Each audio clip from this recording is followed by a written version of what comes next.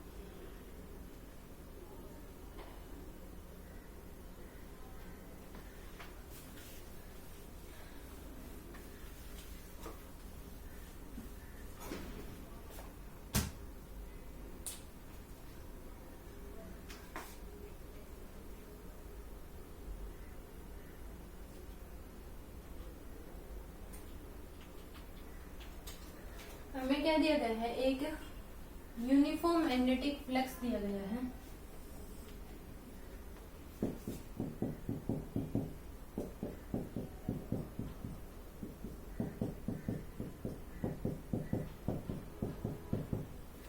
Okay, यहाँ पे हमने क्या रखा, एक अलग से स्लैब रखी, v की वेलोसिटी से क्या कर रही है, मूव कर रही है। तीन केस हैं, इन तीनों केस में क्या निकालना है, find direction of current and value of current. हमें तीनों में क्या निकालना है, by using motion induce EMF. Okay, हमने पीछे क्या निकाला था, ये हमें क्या करना है। अब पीछे तो हम क्या कर सकते, पीछे वाले में जब हमने निकाला था, जब हम मैग्नेटिक फोर्स पढ़ रहे थे, तो उस केस में हमने करंट की क्या बताया था, बस हम करंट में डायरेक्शन बता सकते, वैल्यू हम नहीं निकाल सकते। तो अब हम इसमें निकालेंगे, ऐसा ही पीछे करा था, तो उस केस में अब हम ये करेंगे, मोशनल इंड्यूस ईएमएफ से करेंगे कि इसकी डायरेक्शन करंट क्या होगी और वैल्यू ऑफ करंट क्या होगी, by using concept of motional induce EMF. तो इस केस में जो इसकी ये क्या दे रखी है हमें, जो इसकी लेंथ दे रखी है एल बी दे दी, और ये इसकी जो डायमेंशन दे दी वो क्या होगी हमारे पास, एल होगी। तो डायमेंशन ऑफ लूप क्या हो जाएगी हमारे पास, लेंथ इंटू ब्रेथ होती है, डायमेंशन ऑफ लूप क्या हो जाएगी, ये गिवन दे रखा है हमें, तो डायमेंशन ऑफ लूप क्या हो जाएगी, l into b. Dimension of loop क्या हो जाएगी हमारे पास, एल इंटू बी। और रेजिस्टेंस ऑफ लूप क्या है, रेजिस्टेंस ऑफ लूप हमें दे दिया r. Find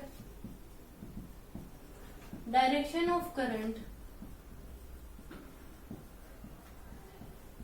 and value of current by using concept motional induced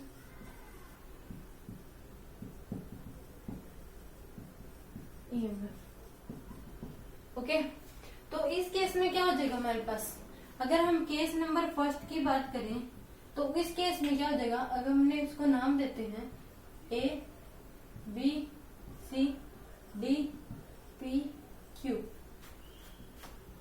A B C D, और इस केस में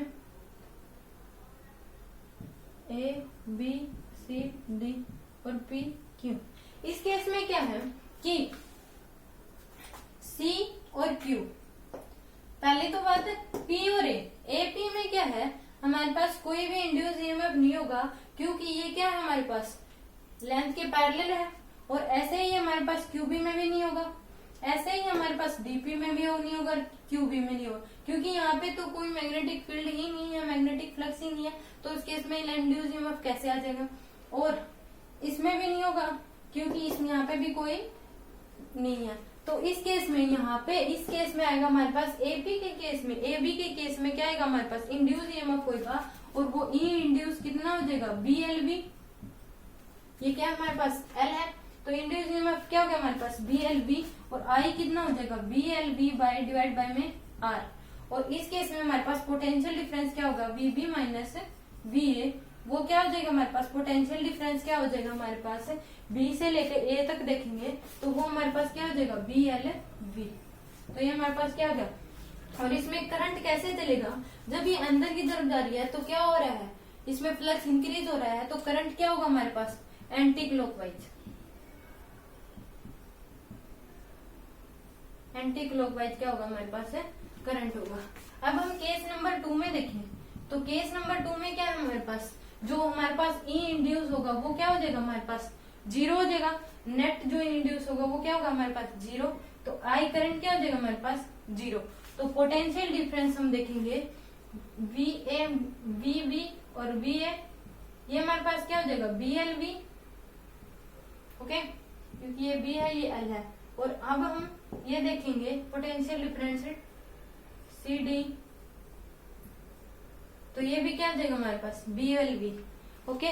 करंट इसमें चलेगा ही नहीं क्योंकि इंड्यूस नेट क्या हमारे पास 0, यूनिफॉर्म मैग्नेटिक फील्ड है, तो आपस में क्या हो जाएगा कैंसिल। अब हम केस नंबर 3 में देखें, केस नंबर 3 में देखें तो पी ए और क्यू बी, इन दोनों में तो क्या होगा हमारे पास मैग्नेटिक जो इंड्यूस ईएमएफ होगा वो होगा ही नहीं, क्योंकि ये पैरेलल होगी लेंथ के, वेलोसिटी पैरेलल टू लेंथ होगी। इसमें भी नहीं होगा ए बी में, क्योंकि यहाँ पे मैग्नेटिक फ्लक्स ही नहीं है, इस पार्ट में तो होगा ही नहीं, बचे ये पार्ट। सी क्यू और डीपी में नहीं होगा क्योंकि यहाँ पे जो इसकी वेलोसिटी है पैरेलल टू एल है, तो पैरेलल हो गया, तो इस केस में होगा नहीं। तो इस केस में डीसी के केस में हमारे पास क्या होगा इंड्यूस ईएमएफ होगा, वो हमारे पास क्या हो जाएगा बीएलबी, इंड्यूस ईएमएफ क्या हो जाएगा हमारे पास बीएलबी, तो आई क्या हो जाएगा बीएलबी डिवाइड बाय में आर। और इसमें जो करंट होगी दूर जा रही है तो डिक्रीज हो रहा है फ्लक्स, तो करंट क्या होगा इंक्रीज होगा, तो क्या चलेगा क्लॉकवाइज डायरेक्शन में चलेगा, ओके। और वी सी वी डी कितना हो जाएगा हमारे पास V L B, okay. So then you write down.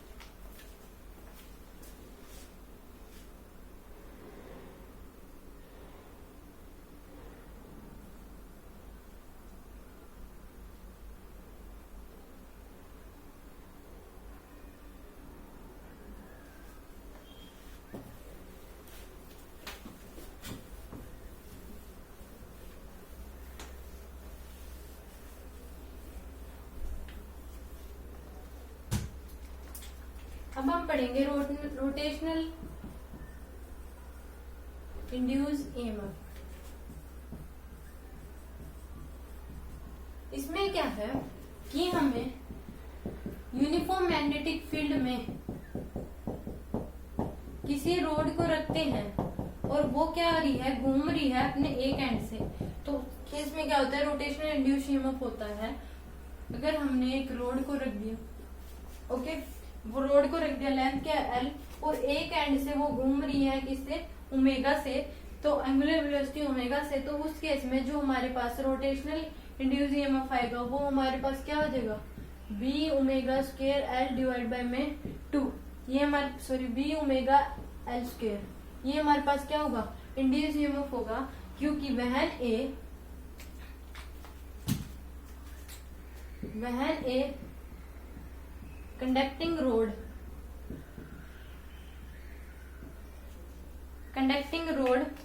of length L rotate in a uniform magnetic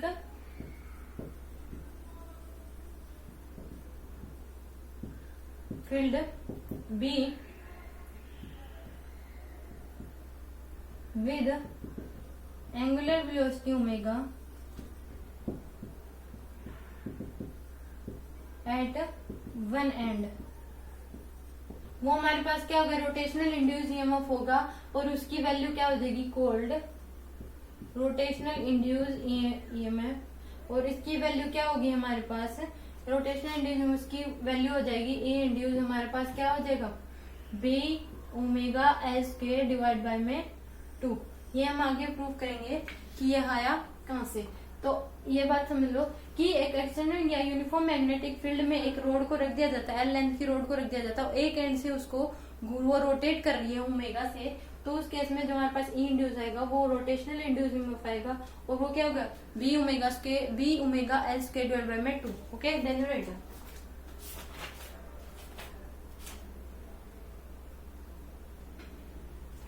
और इसकी जो डायरेक्शन होगी, direction of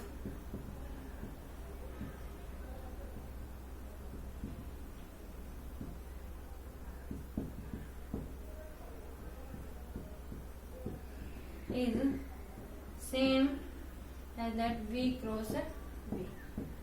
Okay, then you write.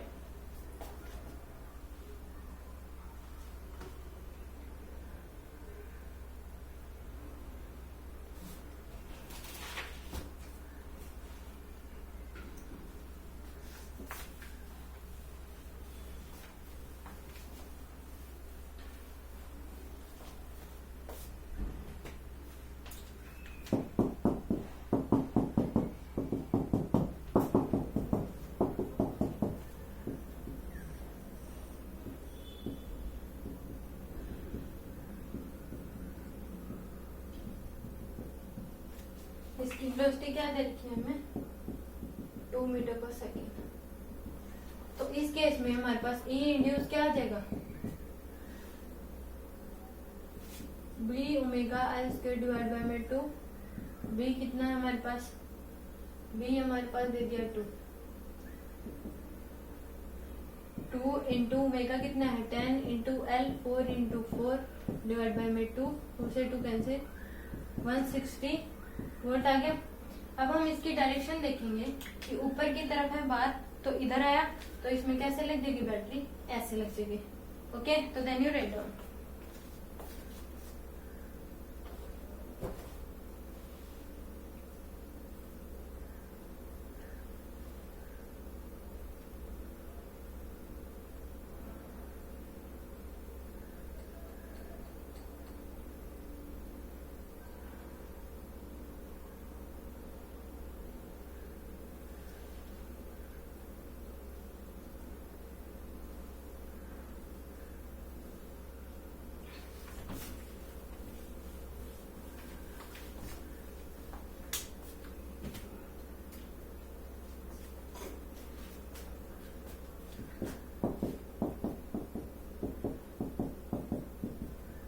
अब हम इसको प्रूव करेंगे कि ये फॉर्मूला आया कैसे। तो हमने यहाँ पे एक रोड रखी, एल लेंथ की है, ओमेगा की वेलोसिटी से वो क्या कर रही है, घूम रही है, और उसकी क्या है वेलोसिटी दे रखी है v। तो इस केस में ये हमने क्या करे, हमने इसके क्या कर लिए, स्मॉल पीस कर लिए, और x डिस्टेंस पे सेंटर पे हमने एक स्मॉल पार्ट ले लिया dx का, सेंटर से x डिस्टेंस पे हमने एक स्मॉल पीस ले लिया dx का। ओके, तो उस केस में let us consider a small piece,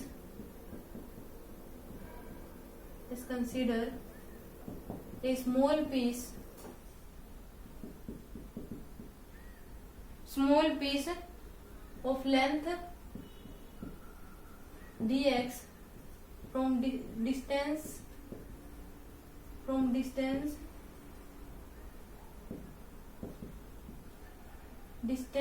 x from center से एक डिस्टेंस पे हमने क्या करा, एक स्मॉल पीस dx का हमने उसको कंसीडर करा। तो उस केस में हमारे पास क्या हो जाएगा, इसमें क्या होगा, वेलोसिटी इंक्रीज होएगी। तो इस केस में अगर वेलोसिटी इंक्रीज होगी तो यहाँ पे क्या हमारे पास x इक्वल टू 0, यहाँ पे आते आते x इक्वल टू क्या हो जाएगा l, क्योंकि ये dx स्मॉल पीस है, तो यहाँ पे x इक्वल टू 0, यहाँ पे x इक्वल टू 2, ये क्या है dx मिला के क्या हो जाएगा l हो जाएगा। तो इस केस में हमारे पास अगर हम स्मॉल पीस के देखें तो हमारे पास e इंड्यूस क्या होगा, d इंड्यूस लिखेंगे, तो b एल की जगह क्या आ जाएगा d x into v. V को क्या लिख सकते हैं, v इक्वल टू क्या होता है हमारे पास आर ओमेगा, तो आर की जगह क्या लिख देंगे एक्स ओमेगा, तो v इक्वल टू क्या हो जाएगा एक्स ओमेगा। तो d induce equal to b dx v omega dx x dx, ये हो गया हमारे पास। तो अब हम क्या कर देंगे इंटीग्रेट बोथ साइड।